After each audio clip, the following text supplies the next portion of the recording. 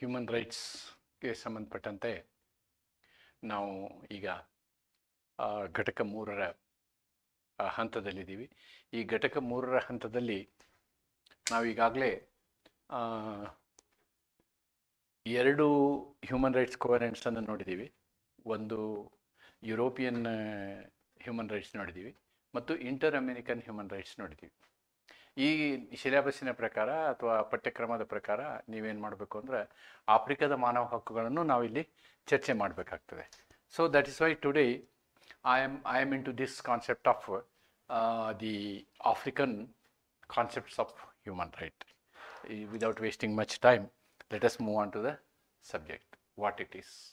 So this African concept I am trying to teach you in 3 headings. I am not going into the depth of it, but the concept only we are trying to understand, and that much is sufficient for our purpose. African concepts of human rights. Important features. We are seeing the important features, and we are looking at the covenants, what are all the covenants available, and then we are looking at some of the cases that are some of the case laws, how they have given the result. ಅಂದರೆ ಈ ಒಂದು ಏನು ಆಫ್ರಿಕಾದ ಮಾನವ ಹಕ್ಕುಗಳ ವಿಷಯವನ್ನು ನಾವೇನು ಮಾಡ್ತೀವಿ, ಅದರ ಮೂಲ ಲಕ್ಷಣಗಳನ್ನು ನೋಡ್ತೀವಿ. ಆಮೇಲೆ ಯಾವ ಒಪ್ಪಂದಗಳಿದ್ದಾವೆ, ಕೋವೆನೆಂಟ್ ಇದ್ದಾವೆ, ಆ ಕೋವೆನೆಂಟ್ಗಳನ್ನು ನೋಡ್ತೀವಿ. ತದನಂತರದಲ್ಲಿ ಕೆಲವೊಂದು ಪ್ರಕರಣಗಳನ್ನು ನೋಡ್ತೀವಿ. ಪ್ರಕರಣಗಳಲ್ಲಿ ಏನು ಕಾನ್ಸೆಪ್ಟ್ ಯಾವ ಥರ ಬಂದಿದೆ ಅಂತಕ್ಕಂಥದ್ದನ್ನು ನೋಡ್ತೀವಿ. ಇದರಲ್ಲಿ ಮುಖ್ಯವಾಗಿ ಒಂದೇನು ಅಂತಂದರೆ ಈ ಯುರೋಪಿಯನ್ ಮತ್ತು inter American, even for that matter UN, United Nations covenant ಏನಿರ್ತೀವಿ ನಾವು, ICCPR, ICE, CSR ಏನು ಹೇಳ್ತೀವಿ, ಅವೆಲ್ಲವನ್ನೂ ನಾವು ನೋಡಿದಾಗ all the human rights are individual centric. ಅದಕ್ಕೆ ಇದು ಒಂದು ವ್ಯತ್ಯಾಸ. ಆಫ್ರಿಕನ್ ಹ್ಯೂಮನ್ ರೈಟ್ಸ್ನ ಕಾನ್ಸೆಪ್ಟು ಇಂಡಿವಿಜುವಲ್ ಸೆಂಟ್ರಿಕ್ ಅಲ್ಲ, ಅವು ಬೇರೆ ಥರನಾಗೇ ಇದ್ದಾವೆ. ಯಾಕೆ ಅಂತಂದರೆ ಇಲ್ಲಿರ್ತಕ್ಕಂಥ ಸಂಪ್ರದಾಯಗಳಿಗೆ ಇವರು ಹೆಚ್ಚು ಮಹತ್ವವನ್ನು ಕೊಡ್ತಾರೆ. They are little different from other human rights. ಆದ್ದರಿಂದ ಇದು ಪ್ರಾಧಾನ್ಯತೆಯನ್ನು ಪಡ್ಕೊಳ್ತದೆ ಅಂತ ಹೇಳಿ ನಿಮಗೆ ಹೇಳ್ತಾ ಈಗ ಇದಕ್ಕೆ ಸಂಬಂಧಪಟ್ಟಂತಹ ಒಂದು ಚರ್ಚೆಯನ್ನು ಪ್ರಾರಂಭ ಮಾಡೋಣ. Okay, African concepts of human rights, ಆಫ್ರಿಕಾದ ಮಾನವ ಹಕ್ಕುಗಳ ಪರಿಕಲ್ಪನೆಗಳು. African concepts of human rights are rooted in communitarianism. ನೋಡಿ, they give more importance to community, ಅದಕ್ಕೆ ಇನ್ನೊಂದು ಹೆಸರು ಏನು ಗೊತ್ತಾ, Ubuntu philosophy. They call it as, I think that may be a African script, Ubuntu philosophy and traditional values. ನೋಡಿ, ಆಫ್ರಿಕಾದ ಮಾನವ ಹಕ್ಕುಗಳ ಪರಿಕಲ್ಪನೆಗಳು ಸಮೂಹಪರತೆ, ಉಬುಂಟು ತತ್ವ ಮತ್ತು ಸಾಂಪ್ರದಾಯಿಕ ಮೌಲ್ಯಗಳಲ್ಲಿ ಆಧಾರವಾಗಿವೆ. ಅಂದರೆ there culture. Unlike the Western focus on individualism, ಹೇಳಿದ್ನಲ್ಲ ನಾವು, individualism, African model emphasizes collective well-being, social duties and harmony. Social duties. Very interestingly, in African concept of human rights, they talk about duties also. In all other rights, there is no question of duties. They talk about only rights. They are not talking about duties. Here they talk about duties also. That is also another very interesting thing. So now if we go further, what are all the features? 4-5 features I am trying to list out. The first feature, community preference over individualism. ವೈಯಕ್ತಿಕಕ್ಕಿಂತ ಸಮೂಹತೆಗೆ ಅಥವಾ ಏನು ಸಾಮೂಹಿಕತೆಗೆ ಇಲ್ಲಿ ಏನು ಮಾಡ್ತಾರೆ ಅಂತಂದರೆ ನಾವು ಪ್ರಾಮುಖ್ಯತೆಯನ್ನು ಕೊಡ್ತೀವಿ. ಸಾಮೂಹಿಕತೆಗೆ ನಾವು ಇಲ್ಲಿ ಪ್ರಾಮುಖ್ಯತೆಯನ್ನು ಕೊಡ್ತೀವಿ ಅಂತಕ್ಕಂಥದ್ದನ್ನು ತಿಳ್ಕೋಬೇಕು. Community rights, the community rights are treated as more important than individual rights. African societies focus on group. Nodi, they are more particular about group, family, clan, community. They are important for them more than individual.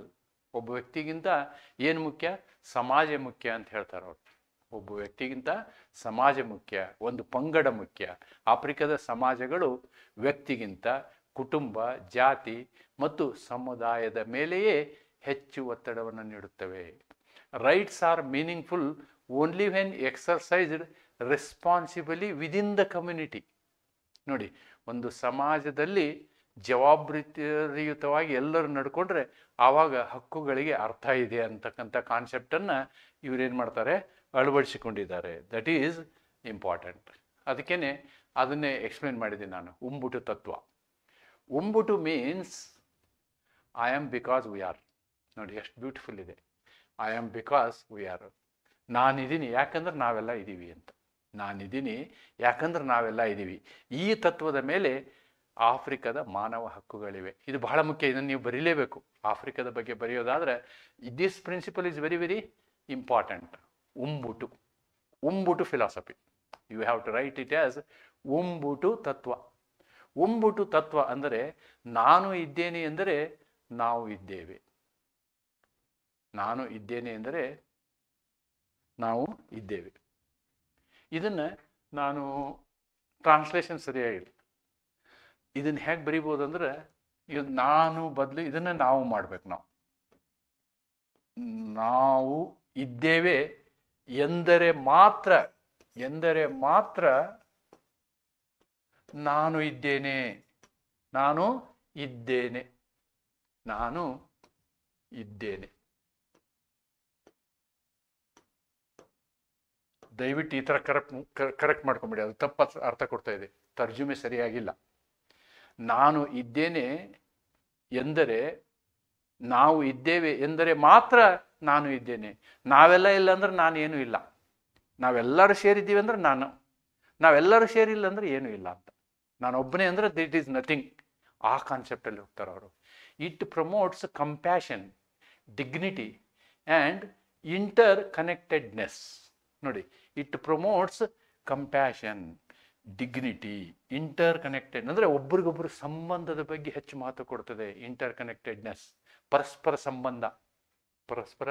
ಸಂಬಂಧ, ಗೌರವ, ಕರುಣೆ, ಇವೆಲ್ಲವಕ್ಕೆ ಹೆಚ್ಚು ಮಹತ್ವವನ್ನು ಕೊಡುವಂತಹ human rights ಅಂತಂದರೆ ಅದು ಆಫ್ರಿಕಾದ ಮಾನವ ಹಕ್ಕುಗಳ ಒಂದು ವ್ಯವಸ್ಥೆ.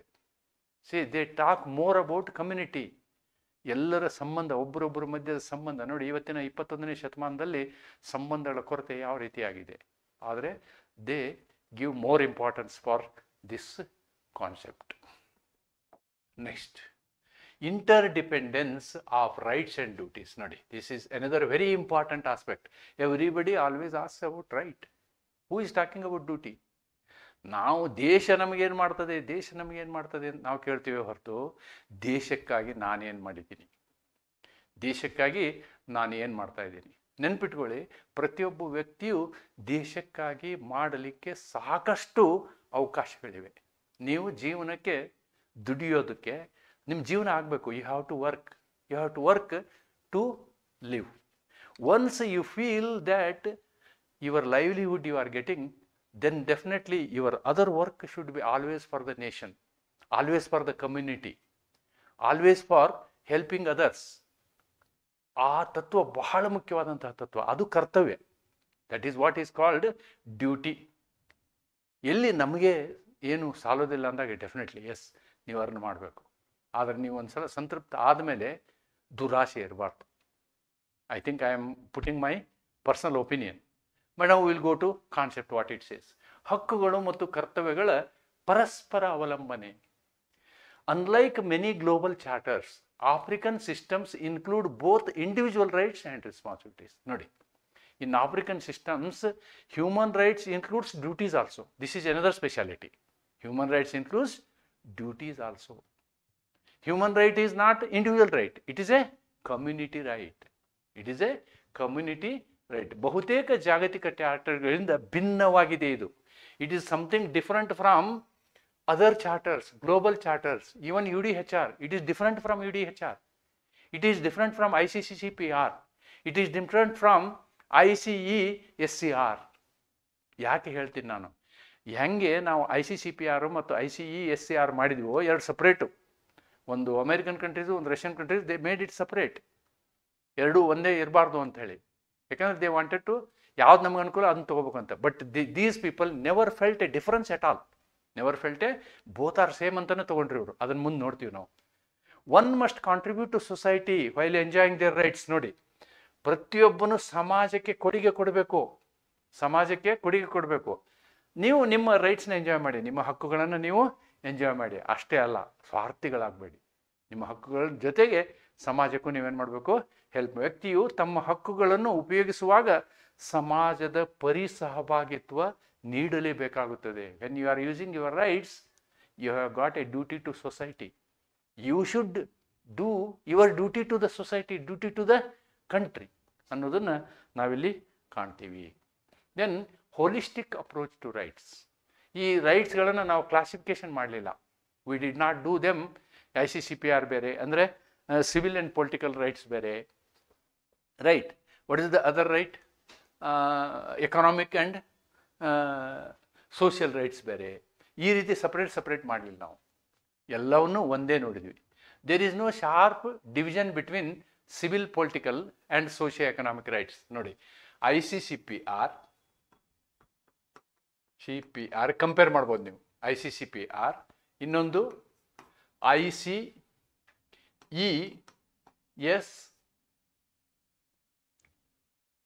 Covenant on Economic, Social and Cultural, not cultural, social, Covenant on Civil, Political, yes, Cultural Rights, ICSCR.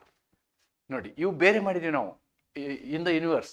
ಇವು ಬೇರೆ ಬೇರೆನೇ ಇದ್ದಾವೆ. ಯುರೋಪಿಯನ್ ಎಲ್ಲ ತೊಗೊಂಡ್ರೆ ನೀವು ಬೇರೆ ಕಾಣ್ಬೋದು, ಬಟ್ ಇವರು ಅವು ಎಲ್ಲವನ್ನು ಒಂದೇ ಅಂತ ತಿಳ್ಕೊಂಡ್ರೆ. They thought it as all are same. There is no sharp difference between civil, political or socio economic rights. ಇಲ್ಲಿ ನಾಗರಿಕ, ರಾಜಕೀಯ ಹಾಗೂ ಆರ್ಥಿಕ ಸಾಮಾಜಿಕ ಹಕ್ಕುಗಳ ನಡುವಿನ ಸ್ಪಷ್ಟ ವಿಭಜನೆ ಇಲ್ಲ, ಎಲ್ಲ ಒಂದೇ. ಆಲ್ ರೈಟ್ಸ್ ನೋಡಿ, education, housing, health, dignity are viewed equally. ಎಲ್ಲ ರೈಟು ಒಂದೇ, ಎಲ್ಲ ರೈಟ್ಸು ಒಂದೇ. ಅಂದರೆ ಶಿಕ್ಷಣ, ವಾಸಸ್ಥಳ, ಆರೋಗ್ಯ, ಗೌರವ ಎಲ್ಲ ಒಂದೇ ಮಟ್ಟದಲ್ಲಿ ಕಾಣುತ್ತೆ. There is no inter classification. Our UDHR is not classified anything. But after UDHR, when we went for convention, we have divided them into two. Otherwise, both are together, we call it as UDHR. UDHR. ಇವನ್ನ ನಾವು classification ಮಾಡಿದ್ವಿ, ಆದರೆ Africans ಆ ರೀತಿ classification ಮಾಡಿಲ್ಲ. ಎಲ್ಲವೂ ಒಂದೇ, ಎಲ್ಲವನ್ನೂ ಸಮಾನ ದೃಷ್ಟಿಯಲ್ಲಿ ಆಫ್ರಿಕಾದ ಮೂಲಭೂತ ಹಕ್ಕುಗಳನ್ನು ನೋಡ್ತೇವೆ. S 5 respects customary law and traditional leaders. ನೋಡಿ, ಹಿರಿಯರಿಗೆ ಗೌರವ ಕೊಡುವುದು ಮತ್ತು ಸಂಪ್ರದಾಯವನ್ನು ಕಾಪಾಡಿಕೊಳ್ಳುವುದು. ನಮ್ಮ ಸಂಸ್ಕೃತಿ ಸಂಪ್ರದಾಯಕ್ಕೆ ಹೆಚ್ಚು ಮಹತ್ವ ಕೊಟ್ಟರವರು. ಸಾಂಪ್ರದಾಯಿಕ ಕಾನೂನು ಮತ್ತು ನಾಗರಿಕ ಗೌರವ. African system blend modern human rights with traditional customs. ಏನು ಮಾಡರ್ನ್ ಹ್ಯೂಮನ್ ರೈಟ್ಸ್ ಇದ್ದಾವೆ ಅವನ್ನ ಮತ್ತು ಕಸ್ಟಮ್ಸ್ನ ಸೇರಿಸಿ ನೋಡ್ತಾರೆ ಅವರು, ಸಪ್ರೇಟಾಗಿ ನೋಡಲ್ಲ. ಅವರಿಗೆ there custom is very very very important. And leadership structures, ಮತ್ತು ನಾಯಕರುಗಳಿಗೆ ಗೌರವ ಕೊಡುವಂಥದ್ದು. ಆಧುನಿಕ ಮಾನವ ಹಕ್ಕುಗಳ ತತ್ವವನ್ನು ಸಾಂಪ್ರದಾಯಿಕ ರೂಢಿಗಳೊಂದಿಗೆ ಆಫ್ರಿಕಾದ ವ್ಯವಸ್ಥೆಯು ಸಮನ್ವಯಗೊಳಿಸುತ್ತವೆ, ಸಂಗಮಗೊಳಿಸುತ್ತವೆ.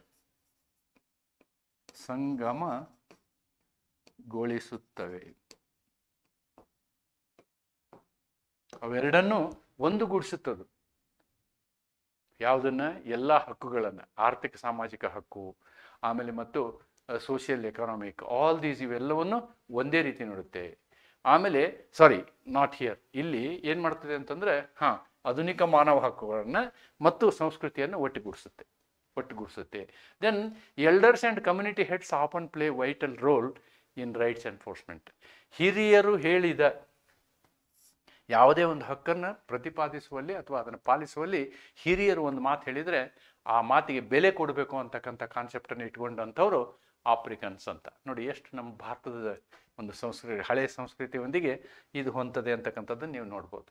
Then uniqueness. What all the uniqueness? ಅದನ್ನೇ ಇವಾಗ ನಾನೇನು ಹೇಳಿದ್ದೀನಿ ಅದರ ಯುನೀಕ್ನೆಸ್ನ ನಾನಿಲ್ಲಿ ನಿಮ್ಗೆ ರಿಪೀಟ್ ಮಾಡ್ತೀನಿ. ಏನು?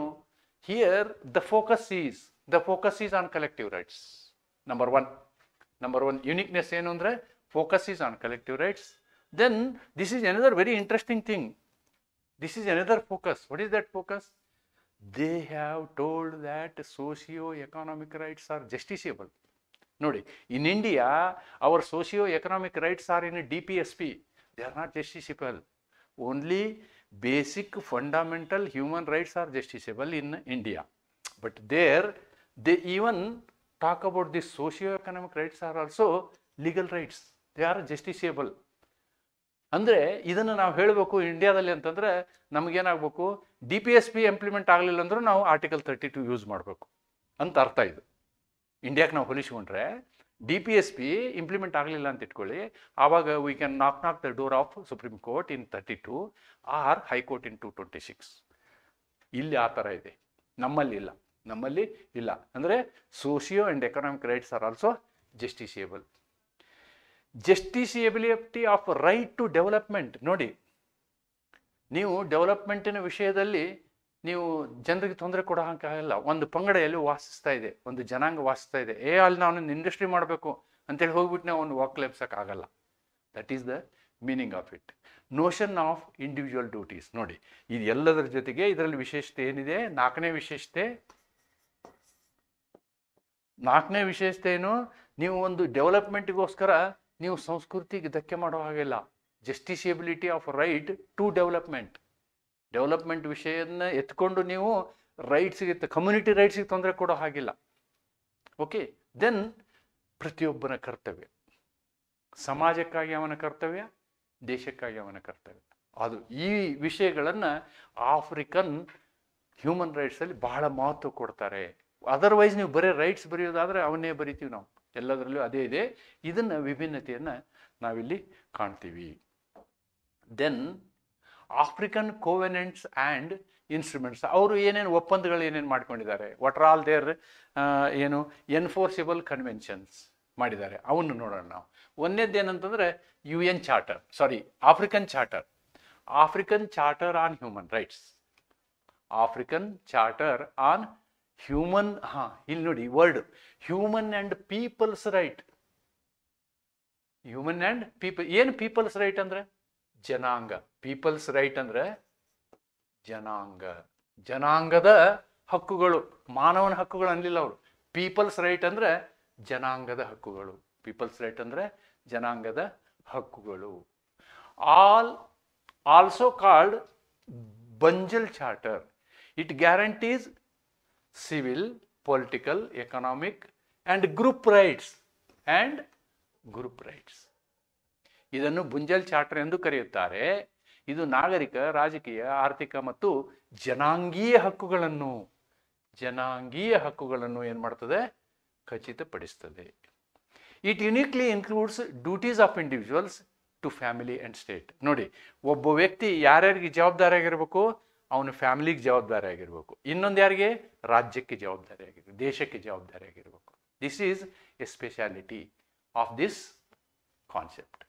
Okay, this is what I have tried to tell you.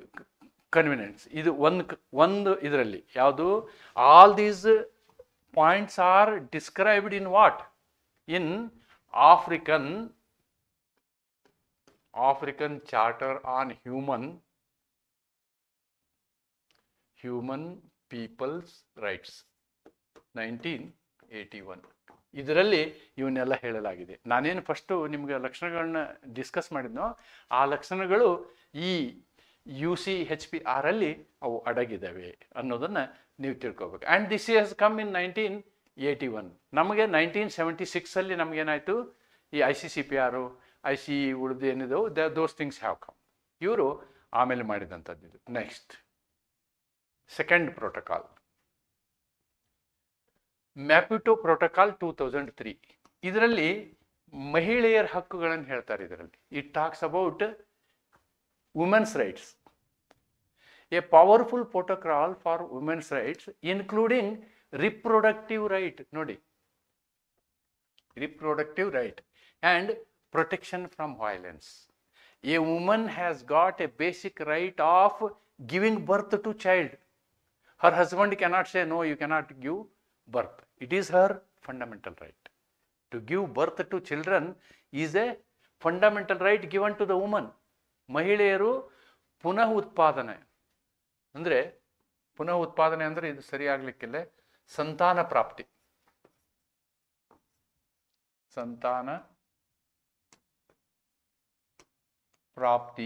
ಸಂತಾನ ಪ್ರಾಪ್ತಿಯ ಹಕ್ಕು ಮತ್ತು ಹಿಂಸೆಗಳಿಂದ ರಕ್ಷಣೆ ಸೇರಿದಂತೆ ಹಲವಾರು ಹಕ್ಕುಗಳನ್ನು ಒದಗಿಸುವ ಬಲಶಾಲಿ ಪ್ರೋಟೋಕಾಲ್ ಇದಾಗಿದೆ. African charter on rights and welfare of child. ನೋಡಿ, ಮಕ್ಕಳಿಗಾಗಿಯೂ ಅವರೊಂದು ಚಾರ್ಟರ್ ಮಾಡಿದರು. They have made a charter for children also. ಮಕ್ಕಳಿಗಾಗಿ ಒಂದು ಚಾರ್ಟರನ್ನು ಮಾಡಿದರು. ಅದೇನು ಹೇಳ್ತದೆ?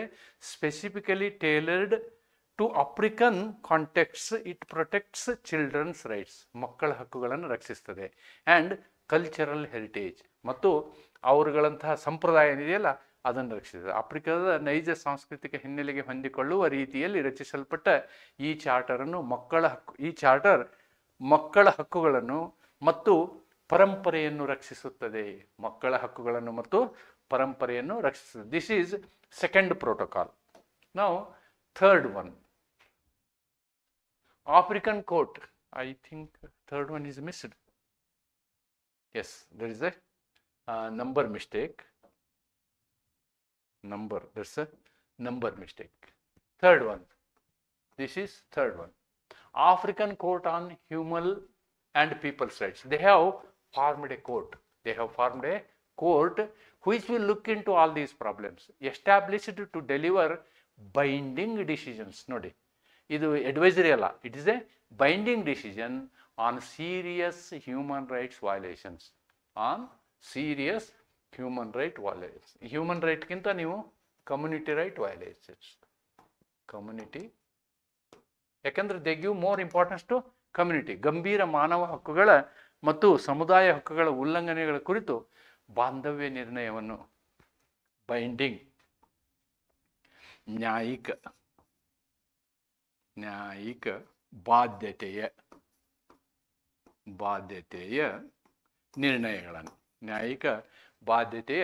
ನಿರ್ಣಯಗಳನ್ನು ಇದು ಕೊಡ್ತದೆ, ಈ ಕೋರ್ಟು, ನ್ಯಾಯಾಲಯ ಅಂತಕ್ಕಂಥದ್ದನ್ನು ನಾವಿಲ್ಲಿ ಗಮನಿಸಬೇಕು. These are all what ever I have told 3 organs of African human rights.